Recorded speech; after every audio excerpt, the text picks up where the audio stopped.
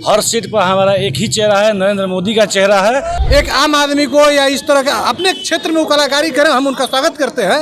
ये राजनीतिक क्षेत्र है, राजनीतिक मंच पे आप कभी काराकाट की जनता के बीच आज तक कभी आए नहीं, कभी सुख दुख में साथी नहीं बने, और आज आप लड़ने के लिए आप चले आए। भारत में नरेंद्र मोदी और डेहरी काराकाट लोकसभा में उपेंद्र जी और 1 तारीख को सिलेंडर, ये सबका याद है।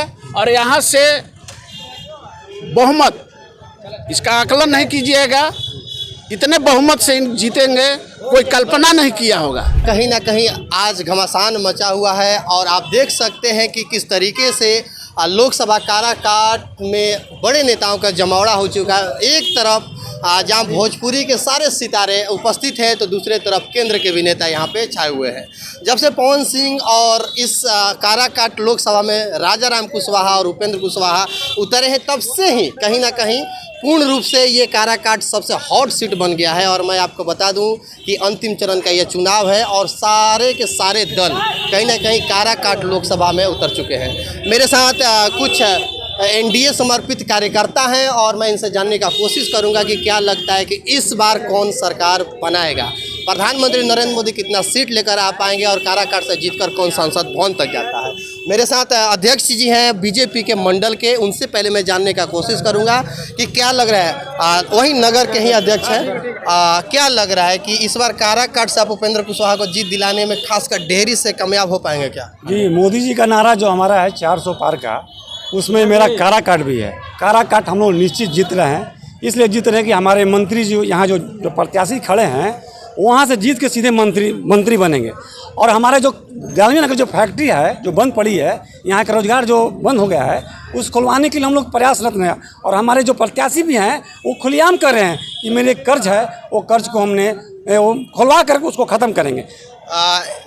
इस क्षेत्र की जनता का भी एक उन पे कर्ज है कि उनको भेजा था 5 साल के लिए मोदी जी के साथ रहने के लिए, लेकिन 4 साल में वो पुनः छोड़ छाड़ कर वापस आ गए। इस पे आप बताइए। वो परिस्थिति ऐसी बनी थी, उसके पीछे मत जाइए, उसके पीछे मत जाइए। भारत में नरेंद्र मोदी और डेहरी काराकाट लोकसभा में उपेंद्र जी और 1 तारीख को सिलेंडर, ये सबका याद है। और यहाँ से बहुमत, इसका आकलन नहीं कीजिएगा, इतने बहुमत से जीतेंगे कोई कल्पना नहीं किया होगा।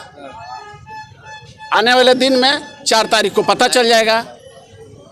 हम लोग यहाँ से डेहरी नगर से भाजपा के जितने भी कार्यकर्ता लगे हुए हैं सब दिल से लगे हुए हैं और हम लोग के सहयोग से डेहरी से लीड हम लोग कर रहे हैं, डेहरी विधानसभा से।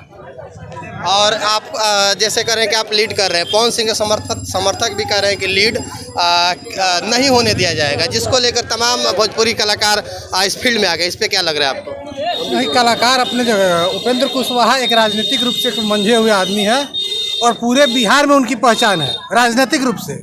उपेंद्र कुशवाहा कोई राजनीतिक व्यक्ति नहीं है, वो जितने अपने डांस करा ले या उससे प्रभावित कर ले, इसके अलावा राजनीतिक रूप से उनका कोई पहचान नहीं है। उपेंद्र कुशवाहा के लिए भारत वर्ष में जितने भी राजनीतिक दल हैं उनको एक अच्छे तरीके से जानते हैं कि एक अच्छा हुआ राजनीतिक व्यक्ति चुनाव लड़ रहा है और उसको राजनीतिक व्यक्ति को चुनाव लड़ाना चाहिए, न कि एक आम आदमी को या इस तरह का अपने क्षेत्र में वो कलाकारी करें, हम उनका स्वागत करते हैं। ये राजनीतिक क्षेत्र है, राजनीतिक मंच पे आप कभी काराकाट की जनता के बीच आज तक कभी आए नहीं, कभी सुख दुख में साथी नहीं बने, और आज आप लड़ने के लिए आप चले आए।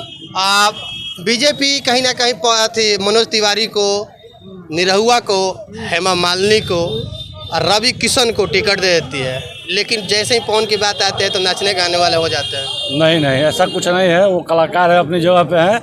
अभी हम लोग सारे एनडीए के जितने भी कार्यकर्ता हैं तन मन धन से यहाँ पर लगे हुए हैं।